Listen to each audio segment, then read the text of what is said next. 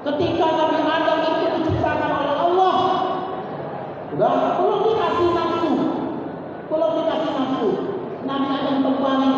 Kemudian Nabi Adam melihat langit, dilihatnya langit.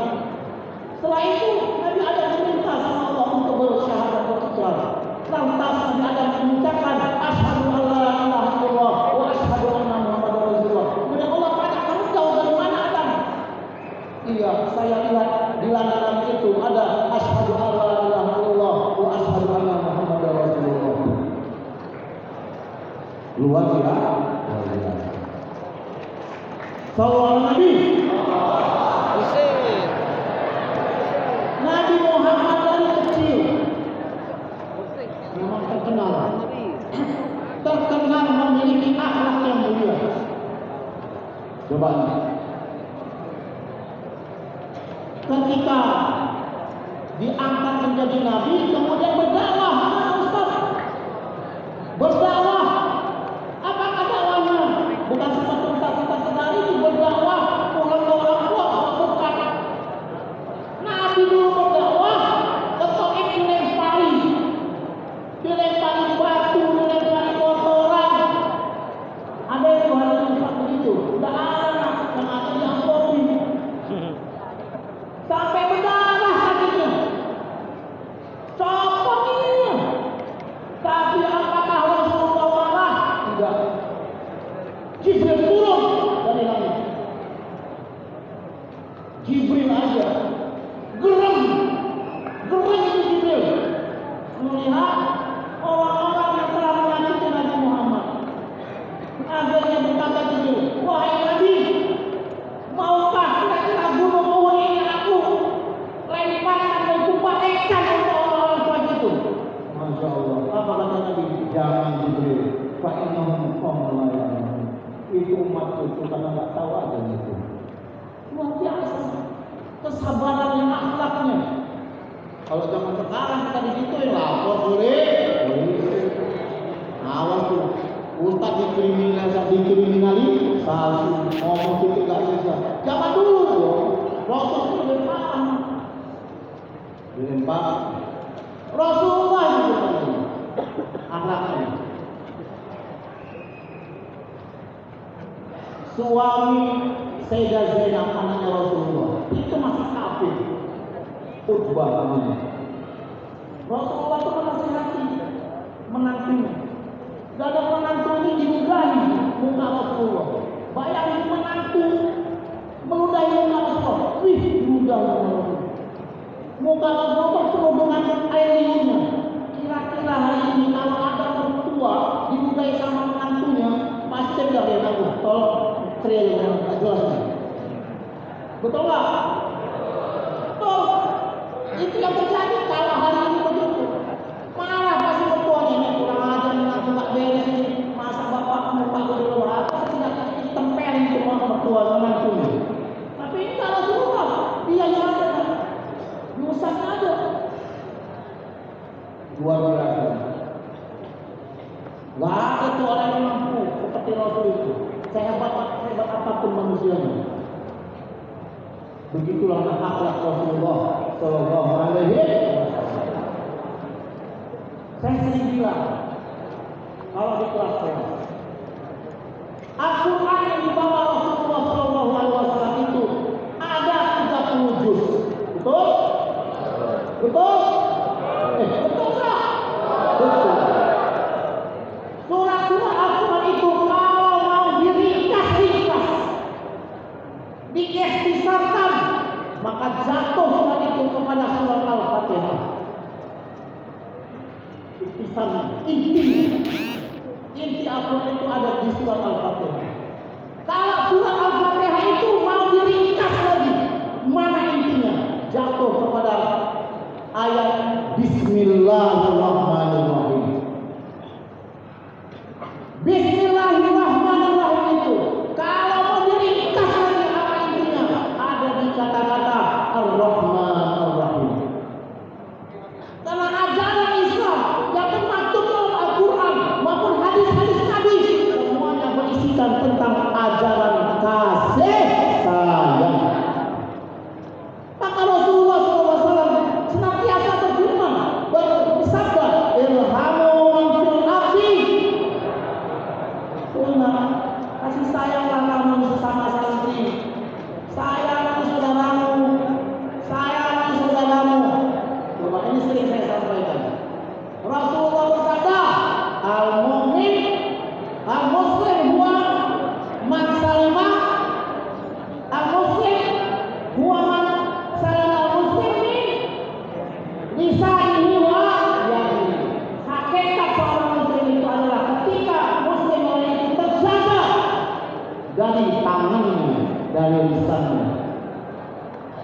Tuh, suka mata-matai kawan, botak kau, engkau kau, macam-macam lah. Itu lidahmu tuh. Hati-hati, itu menunjukkan bahwa kamu itu bukan orang muslim, tangannya terlalu ringan. Hati-hati. Itu adalah Rasulullah Shallallahu Alaihi Wasallam. Banyak sekali. Maka saya bilang tak cukup saudara kalau membahas Rasulullah. Semua pakar, semua saudara sudah membahas kehidupan Rasulullah Shallallahu Alaihi Wasallam. Baik, anak-anak sekalian. Saya mau kita semua hari ini dan besok hari senantiasa berselawat kepada baginda kita Nabi Muhammad Shallallahu Alaihi Wasallam. Kalau tak mampu kalau berselawat 100 bisa dicoba 200. Gak bisa 200 dicoba 300. Semakin banyak ya. Luar biasanya. Amalan-amalan yang langsung. Ini amalan ini. Amalan-amalan yang secara langsung diterima Allah itu adalah salawat. Ustaz, kenapa bersalawat? Dengan ini.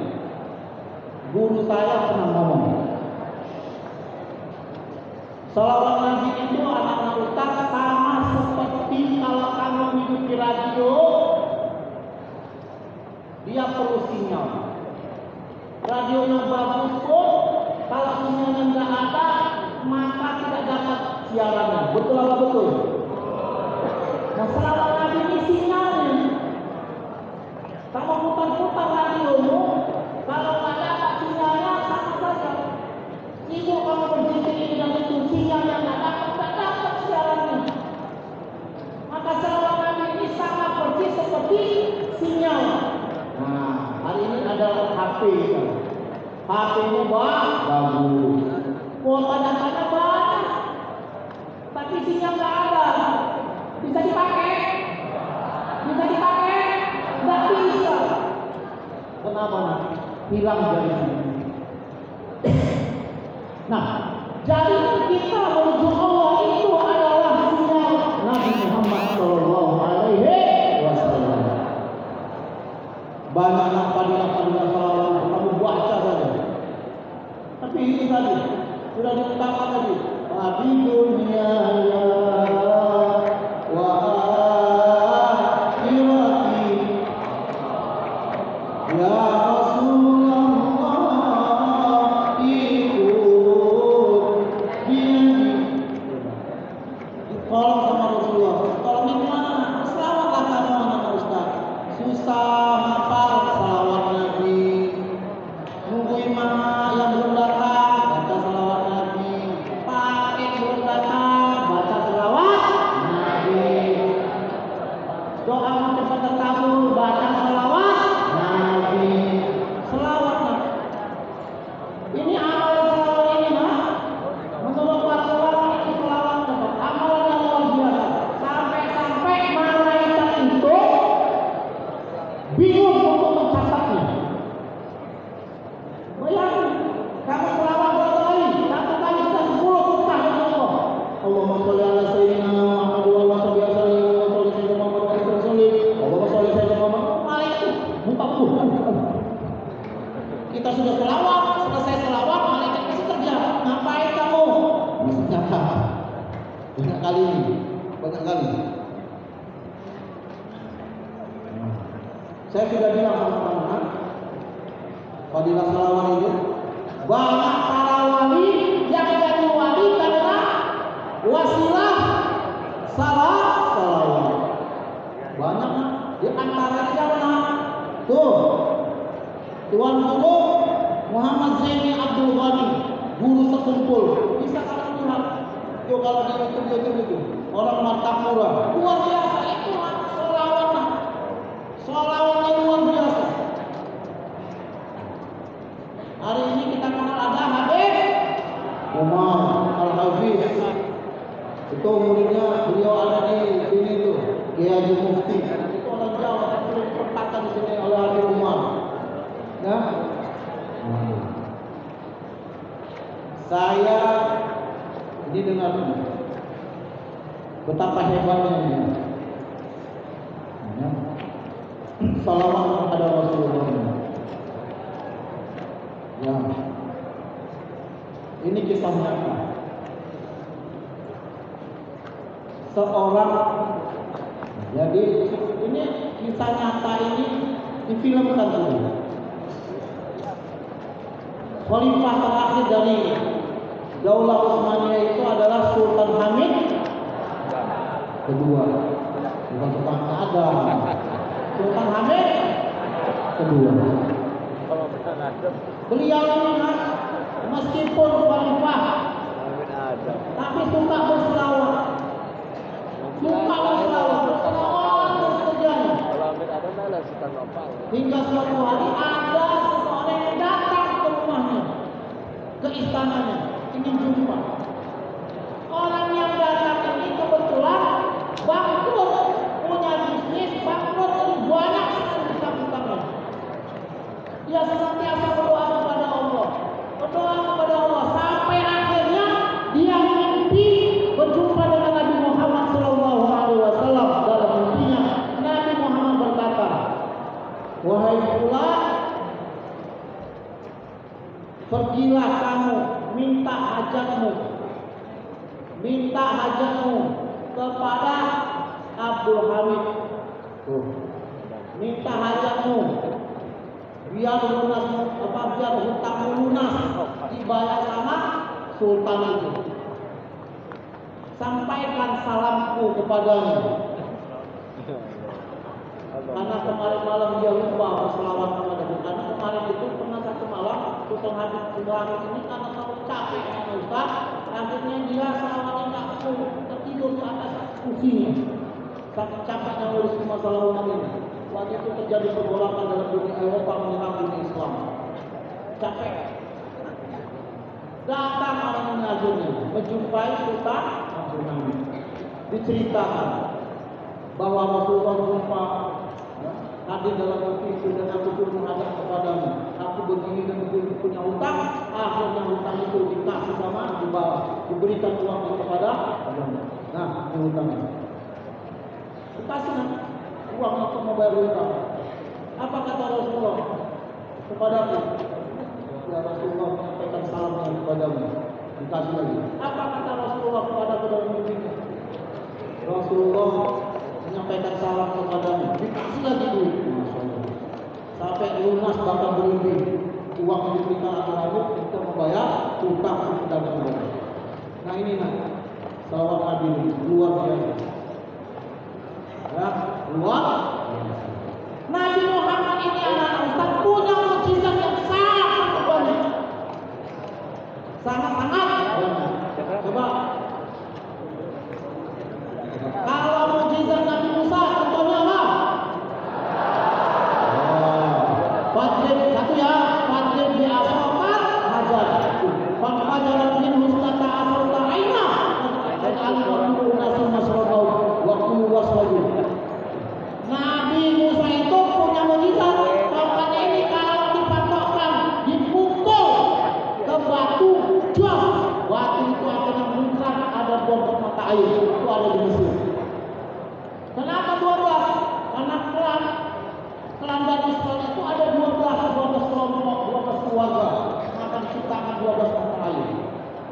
Hari ini ya, mukjizat Nabi itu, hari ini kalau ada orang mengobar batu, dalam batu itu bisa saja keluar air. Artinya, menurut perspektif kemajuan hari ini teknologi, itu hal yang sudah sepertinya biasa-biasa saja. Tapi bayangkan, Nabi Muhammad mukjizatnya tidak pernah ada misalnya main. Ketika itu dalam masa kekeringan, Nabi Muhammad mencelupkan tangannya ke dalam ember kecil. Akhirnya di ember ini anak Ustaz keluar air dari tangan Nabi Muhammad SAW. Dari situlah akhirnya para sahabat bisa berwudu, bisa minum dan bahkan bisa mandi semuanya. Luar biasa. Tapi bukan seperti saya baba ya. Sebab dia itu ditunggu-tunggukan bisa keluar air itu. Ini Nabi Muhammad nggak mau begitu. Nah, bayangin itu Jadi nggak ada siapapun hari ini secara ilmiah mampu melakukan seperti yang dilakukan oleh Nabi besar Muhammad SAW. Apalagi mukjizat Nabi Musa membelah laut dengan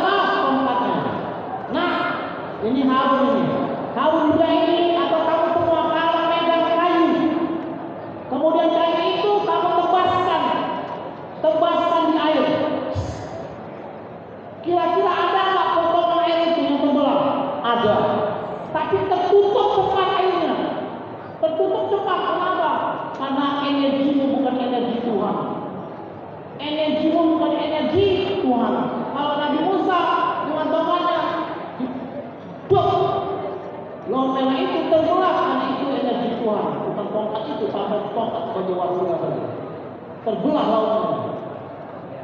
Hari ini membelah laut itu bisa dilakukan dengan teknologi, meskipun tidak dengan seutuhnya dilakukan, tapi bisa.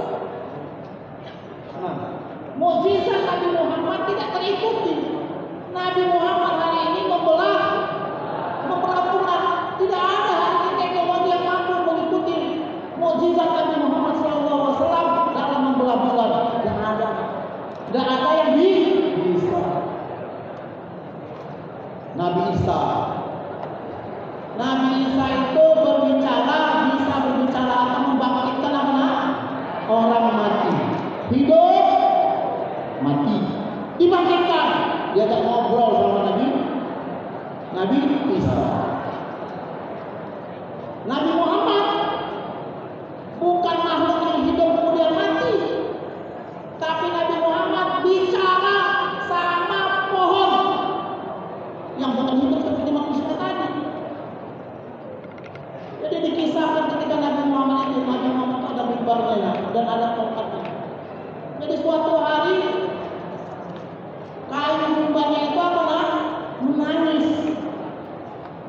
menangis. Itu sahabat-sahabat juga itu. Berarti tingkat makrifat tinggi itu sahabatnya juga. Nabi Muhammad bingung, siapa yang nangis? Tengok-tengok rupanya siapa? Itu dalam kontak yang tempat Nabi Muhammad kubal tadi. Takut tidak? Kenapa? Ditinggalkan Rasulullah SAW. Sama Nabi Muhammad akhirnya digendong-gendong. Digendong untuk mendiamkan hatinya yang lagi sedih. Karena ini mau dipugar nih mesinnya. Itu. Ini luar biasa. Dan masih banyak anak ustaz. Tadi tuh Ustaz bilang mukjizat Nabi Muhammad itu apa? Awalnya selalu setia yang memayungi Nabi Muhammad. Kapan itu? Wah. Kalau Nabi Sulaiman kapan butuh aja panggil suaminya, awalnya langsung terbang lewat selesai. Tapi mana lebih lama? Nabi Muhammad. Tadi di dalam kata ulama itu diutarakan luar biasa itu mukjizat Nabi Muhammad. Ini mukjizat luar biasa. Terakhir ya. Rasulullah itu Nabi itu Nabi kita semua. Sebelum wafat yang dia sebut-sebut adalah umatku. Siapa umatnya? Yang kita ini izin Allah. Ada kekhawatiran. Maka banyak yang tidak satu riwayat disebutkan itu. Rasulullah itu sedih banget itu. Terharu. Karena betapa banyak orang tidak berjumpa, kita tidak berjumpa sama Nabi Muhammad. Tapi insya Allah masih konsekuen, istiqomah dalam menegakkan misi-misi Rasulullah, menegakkan akidahnya, menegakkan syariatnya. Kalau sahabat Muhammad dipantau sama Nabi, betul? Kemudian sahabat mengajari tabi'in mengajari tabi'in juga para sahabat ulama. Nah kita ini makanya anak-anak semua kalau kamu mengamalkan benar-benar kamu ya. Coba ini siapa yang merindukan Rasul? Coba angkat tangan. Siapa yang merindukan Rasul? Angkat tangan. Semuanya pasti merindukan Rasulullah SAW. Kita kadang-kadang bertanya, gimana sebenarnya muka Rasulullah itu? Perawatannya gimana? Nah, bisa kamu baca dalam buku apa? Syama'il Muhammadiyah. Rasulullah itu kalau jalan bagaimana ya? Kalau lagi bicara bagaimana ya? Kalau rambutnya, rambut Rasulullah itu kalau lagi panjang di atas bahu, panjang ininya. Kalau di bawah, kalau lagi potong di atas bawah telinga ini. Rasulullah itu khairul bashar khuluqan wa khalqan, akhlaknya yang paling baik dan ciptaan yang paling sempurna. Disebut dengan ciptaan yang paling sempurna dengan Allah. Saya penasaran kenapa Nabi Muhammad tersebut dengan ciptaan paling sempurna. Ternyata Nabi Muhammad ini tulangnya bukan seperti tulang kita. Main bola patah huruf, patah. Nabi Muhammad ini tulangnya menyatu antara satu sisi dengan sisi yang lainnya. Maka disebut dengan khairul khalq, sebaik ciptaan. Allah itu tidak menciptakan barang. Allah itu tidak menciptakan makhluk yang lain kecuali Nabi Muhammad yang seperti itu. Nah, ini tulangnya nggak satu Nabi Muhammad itu. Nggak seperti kita ini, pensilnya ada, kan? Ada, pensilnya ada, patah, sambung lagi, ya kan? Banyak makan, bayam, tempe, daging-daging, asam ular. Karena ada Inselnya. Nabi Muhammad nggak ada Inselnya. Semua menyatu tubuhnya itu. Nah, ini khairul khalq, kalau sebaik-baik ciptaan. Nah, Ustaz, ya, sebelum saya akhiri, mari kita dengarkan kembali. Ya, sudah jam 12.05, 5 menit lagi. Silakan.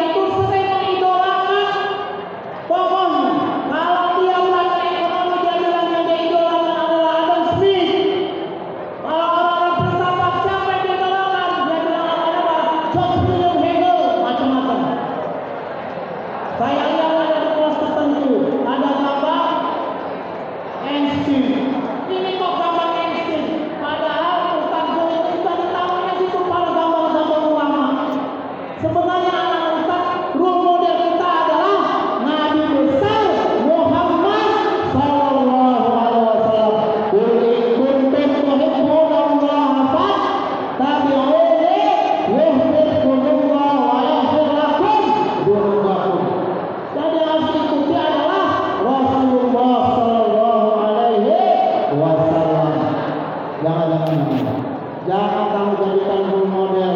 Siapa kamu sebutkan sini. Tidak ada apa-apanya tuh, nah. Tidak ada apa-apanya tuh, nah. Ya.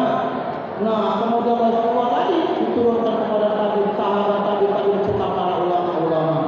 Tuh, jadi sudah benar tuh pendidikan otak itu gambar-gambar yang meskipun Allah benar sudah gambar tapi ada siapa? Imam Syafi'i, ada juga